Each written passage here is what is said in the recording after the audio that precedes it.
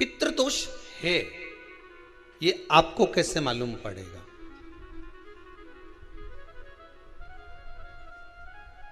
पितृ भूखे हैं इसका तो वर्णन हमने पहले कर दिया कि रात्रि को जब आप सोने के बाद में 1-1.5 घंटे बाद अगर आपकी नींद खुल जाए, 1 घंटा 1.5 घंटा आप सो लिए, उसके बाद जो नींद खुली तो 1-1.5 घंटे तक अगर आपको नींद नहीं आ रही है, रात्रि को सोने के बाद में 1 घंटे बाद जब उठे तो आपको प्यास लग गई, भूख लगने लगी, प्यास लगने लगी कि मेरे को पानी पीना पड़ेगा, घबराहट हो रही, पानी पीना पड़ेगा। 1-1.5 घंटे सोने के बाद अचानक नींद खुले और आपको प्यास लगे, समझ लेना आपके पितृ भूखे हैं और प्यास है।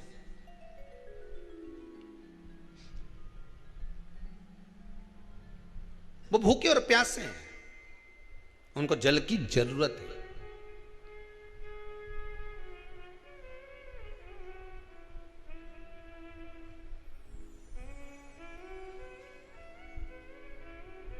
किसी भी नदी में, सरोवर में, कुंड में, बावड़ी में, तालाब में, आप तीर्थ में जाकर जब स्नान करते हैं तो स्नान करने के बाद एक काम का नियम बना लो कि अपने हाथ की अंजलि में जल लेकर अपने पूर्वजों को देना। प्यासे रहते हैं, भाग मांगते हैं।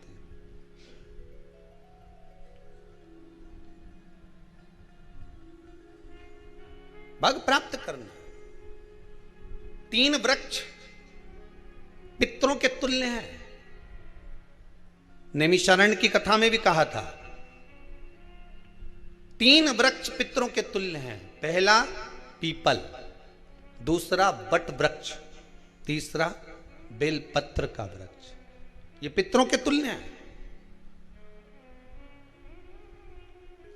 अगर आपको रात्रि में नींद नहीं आ रही है, ऐसा लगता है कि रात्रि को 1 घंटा 1.5 घंटा सोने के बाद कुछ गलत गलत विचार आने लगते हैं, नींद सुबह 3 बजे तक 4 बजे तक नहीं आती, 4 बजे के बाद फिर नींद आती है, तो एक प्रैक्टिकल जरूर कर कर देखना। एक प्रैक्टिकल करने में क्या जाता है, प्रयास करने में क्या कुछ जाता है क्या? प्रैक्टिकल कर कर देखना कि कहीं सियोर वाला महाराज झूठ तो नहीं बोल रहा, तो प्रैक्टिकल करने में कुछ नहीं जाए।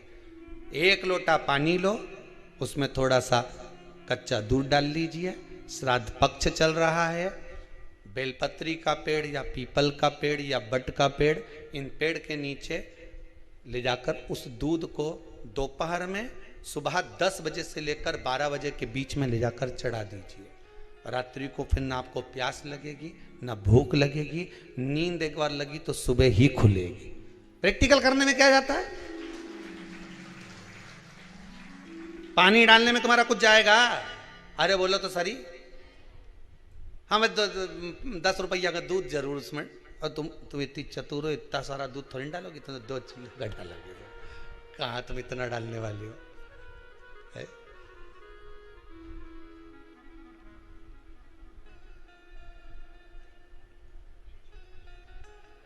कहा बहुत चतुर चतुर लोग हो रहे संसार में हो। भले पूजन पाठ नहीं करे, पर कहीं का एकदम मिलने आ जाए ना, क्या अम्मा जी है क्या पाठ कर रही है, फिर वो भी बैठ गई तुरंत, अभी तो सोई थी,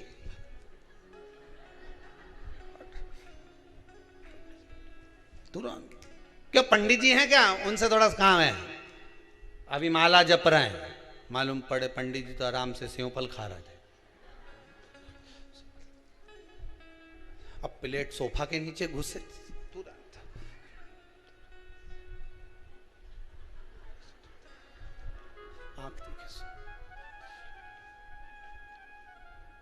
प्रैक्टिकल करने में क्या जाता, कुछ भी नहीं बिगड़ेगा। ये तो बस जल डालोगे तुम्हारा ही कुछ अच्छा हो सकता है, बाबा की कृपा है।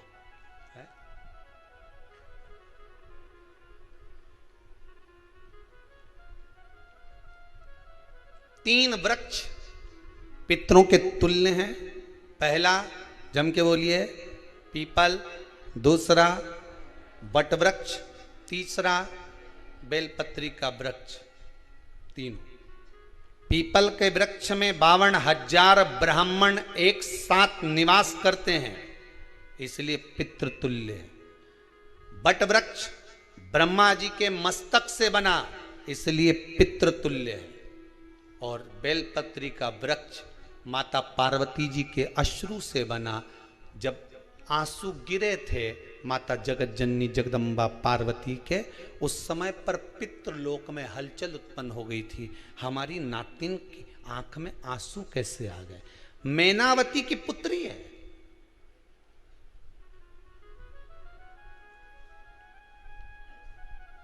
पितरों की नातिन, इसकी अश्रु कैसे गिर गए?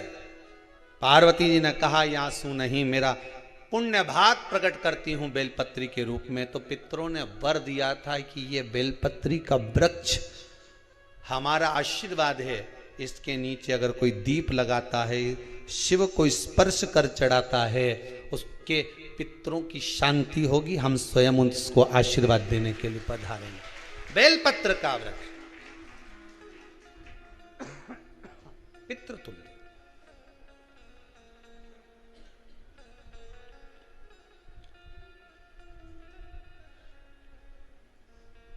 तो रात्रि को अगर भूख लग रही है, प्यास लग रही है, तो पितृदोष है। दूसरा पितृदोष का लक्षण बताया, घर में कोई शुभ कार्य ना हो, वंश की वृद्धि ना हो।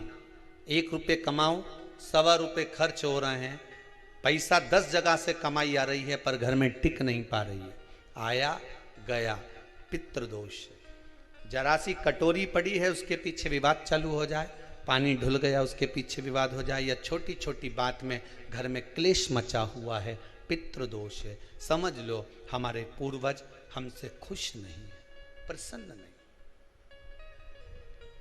कोई कहता है गुरुजी श्राद्ध बड़े बेटे को करना चाहिए कि छोटे को करना चाहिए? शिव महापुराण की कथा कहती है, अगर जायदाद का पूरा हिस्सा बड़े ने लिया हो और तुमने अपनी माता का दूध ना पिया हो तो एक ही को कर लेने दो। अगर माता का दूध पिया है और अगर एक अंगूठी भी ली है, जरा सा एक कपड़ा भी अगर सास का लिया है, तो श्राद्ध तो तुझे करना ही पड़ेगा, करना ही पड़ेगा। तूने मेरा दूध पिया है तो बिल्कुल जम के तो बोलो।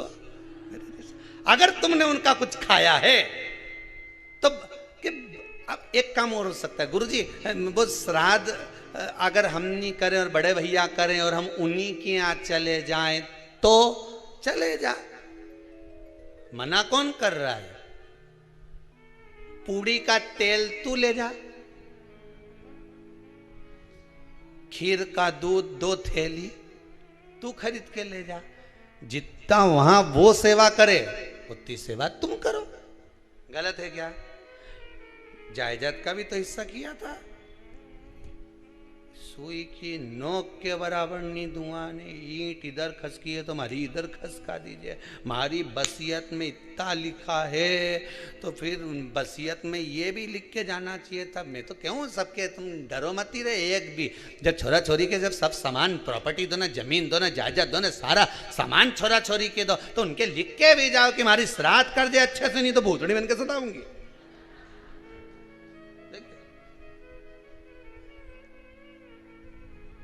श्राद्ध करो। कितना दिया तुमको? बोलो, ईमानदारी से बोलना, कितना दिया? ढेरों। और एक बात बहुत अच्छे से कहूंगा, आप लोगों के जीवन में उतरे। अगर मायके में भाई, मायके में भाभी, मायके के लोग अगर आपके माँ बाप का श्राद्ध नहीं करते हैं तो बेटी भी अपने माता पिता का श्राद्ध कर सकती है। उसने भी दूध पिया है अपने माता पिता का, पर वो श्राद्ध का भोजन कौन कराएगा? बेटी का पुत्र हो, बेटी की पुत्री हो, वो कराए। और नाम वो नाना नानी का ले ले, करे। अगर वो नहीं कर रहे हैं, वो नहीं संभालते, वो नहीं जानते, तो आप करो। करे। दो भाग होते हैं। जब एक रोटी गाय के मुख में दी जाती है, गाय के मुख में जब हम रोटी देते हैं, एक रोटी जब देते हैं, या तो गाय के मुख में 16 श्राद्ध में जब रोटी देते हैं तो रोटी को बीच में से तोड़कर, रोटी का जो भाग होता है उसको, मतलब ऊपर से फुलका का परत नहीं निकालना है, रोटी जो सीधी सीधी है ना, जैसे ये रोटी है तो इसको बीच में से तोड़ लिया, दो भाग विभाजित कर लिया, नीचे वाले भाग में भी थोड़ा सा गुड़ शक्कर रख लिया, ऊपर वाले भाग में भी गुड़ शक्कर रख लिया, एक के ऊपर एक रोटी को रख लिया, वो गाय को दी। तो अपन श्राद्ध पक्ष में 2 पूड़ी का प्रमाण है कि गाय को 2 रोटी दी जाती है, कुत्ता को 2 रोटी दी जाती है। 2 पूड़ी रख के देते नहीं देते? आप लोग तो देते होगे, 2 पूड़ी के ऊपर पूड़ी रखकर, थोड़ा सा मीठा रखकर, नमकीन रखकर, कुत्ते को भी देते, 2 पूड़ी तोड़कर कागा को भी देते। 2 पूड़ी का प्रमाण कहां से आया? 2 भाग रोटी के टुकड़े का प्रमाण कहां से आया? श्राद्ध पक्ष में ही ऐसा क्यों किया जाता है? बाकी के समय पर तो कोई ऐसा 2 पूड़ी का प्रमाण ही नहीं, पर श्राद्ध पक्ष में ये क्यों कहा जाता है कि पूड़ी के ऊपर पूड़ी रख दे, उसमें मीठा रख दे, खीर शक्कर रख दे, गाय को दिया, कुत्ते को दिया, कागा को दिया, ऐसे क्यों कहा जाता है? उसका कारण क्या होता है? उसका केवल एक कारण है, जो नारी ने भोजन का निर्माण करा है, जो घर की बहू भोजन बनाई है, जो घर की बेटी ने भोजन बनाया है, घर की माता ने भोजन बनाया है। महाराज, पिता पुरुष एक कुल को तारता है, बेटी 2 कुल को तारती है। जब श्राद्ध पक्ष में 2 भाग रोटी के कर गाय को देती है तो 1 भाग तो उसके ससुराल वालों को मिलता है।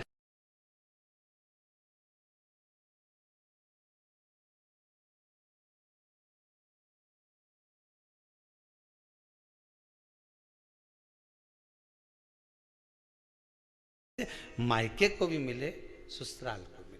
जब गया जी का पिंड होता है तो नाना नानी सबका स्मरण कराया जाता है। 2 भाग,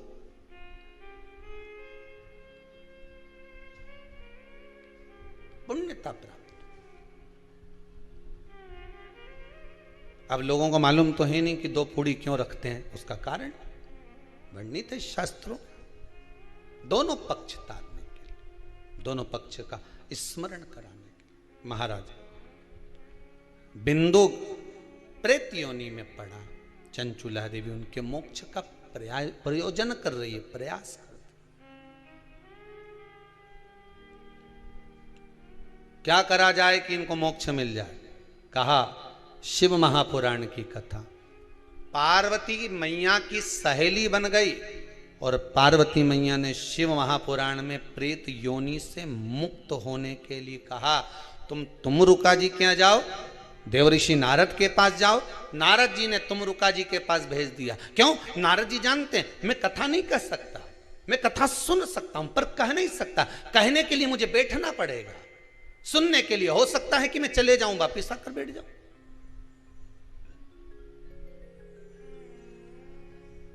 तुमरुका जी से कहा कथा कह दोगे? हाँ, कहने में क्या दिक्कत है?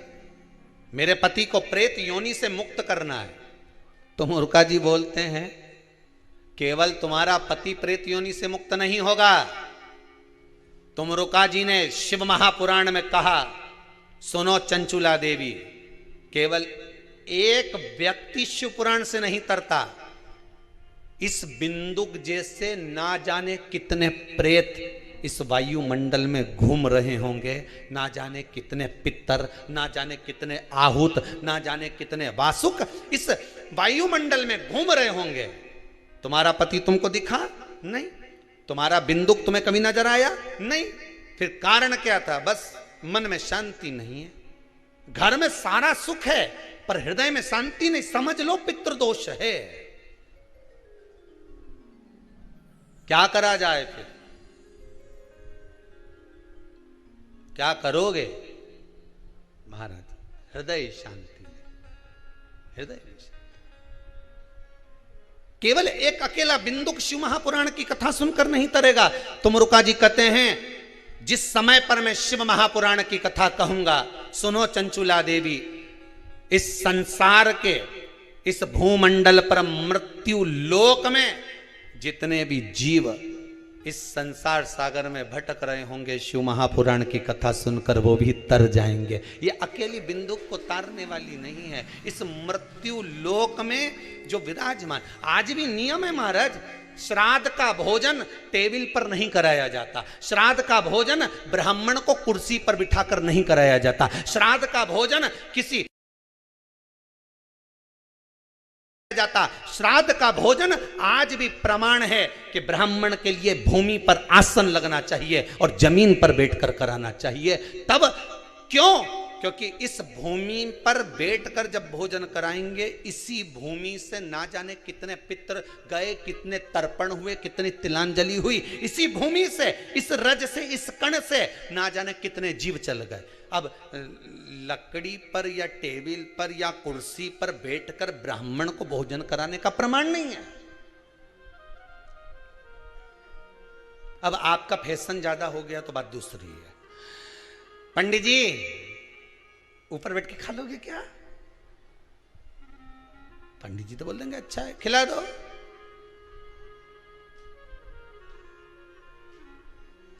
ऊपर बैठ के क्यों? वो झुकने में थोड़ी सी कमर लचक जाए, क्योंकि खीर परसेगी तो झुकना पड़ेगा। अब ब्राह्मण अगर भोजन करने आसन पर बैठेगा, तुम अगर थोड़ा झुककर परसोगी, ब्राह्मण के सम्मुख में आप थोड़ा सा भोजन कराते समय झुकोगी। जरा विचार करिए, यशोदा मैया के घर में संतान नहीं थी। यशोदा जी श्रावण के महीने में श्रावणी करने आए हुए ब्राह्मण को मात्र खीर परोसने के लिए गई थी। 52 साल की उम्र थी, संतान का सुख नहीं दिख रहा था, खीर परोसने के लिए गई।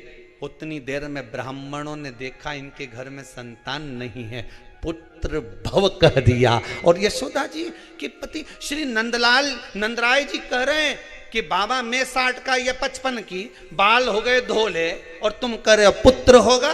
कहां से होगा? ब्राह्मण कहते हैं ब्राह्मण जब भोजन करता है, भोजन करते समय जब वर देता है, वो वर गलत नहीं हो सकता, कहीं से भी आएगा, पर छोरा तो आएगा। और आया, कहीं से भी आया, पर पुत्र आया, क्योंकि आशीर्वाद दिया था। श्राद्ध पक्ष का भोजन टेबल पर नहीं, कुर्सी पर नहीं, श्राद्ध पक्ष का भोजन ब्राह्मण को आसन लगाकर जमीन पर कराना चाहिए, भूमि पर।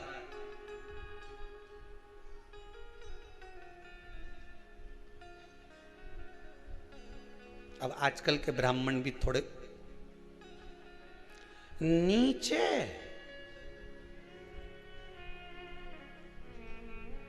अगर हम टेबल पे ही जिम लें तो जी अब क्या बोले भी तो क्या बोले, तुम ही बताओ।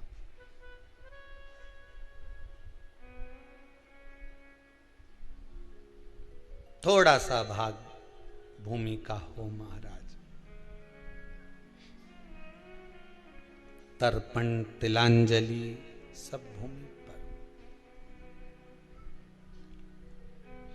हम तो जो जजमान हवन करने के लिए भी जो जजमान लोग नाम लिखाए हैं पितरों के लिए, तो हम उनको भी कहते हैं कि कुर्सी पर बैठकर आहुति छोड़ने से अच्छा है आप बैठो मनानी पर, पहले सबसे पहले भूमि पर 10 मिनट बैठो, पर बैठकर आहुति छोड़ो। उसके बाद भले आप स्टूल लगाओ, कुर्सी लगाओ, आपकी मर्जी, पर 10 मिनट 5 मिनट तो आप भूमि पर बैठो उन जीवों के लिए,